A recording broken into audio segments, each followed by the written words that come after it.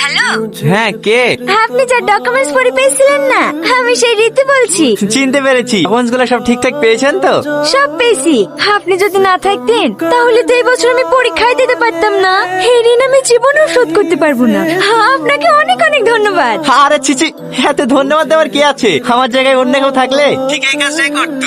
আপনি অনেক বড় মনের মানুষ। আমাদের টনের সাথে বিটা দিয়ে দে না। এটা তুমি কি বললি নানি? আমি এই কালো ভূত কবি করবো? কালো কিসের রে? তোর তো একবার বিয়ে হয়েছিল। তুই আমার আয় বড় ছেলে পাবি নাকি? অলকাদের মতো কালো এই ছেলেকে বিয়ে করবো না। তুমি কি বলো দিনি দাদি? সবার সামনে আমাকে এইভাবে তোমার অমন করতে ভালো লাগে?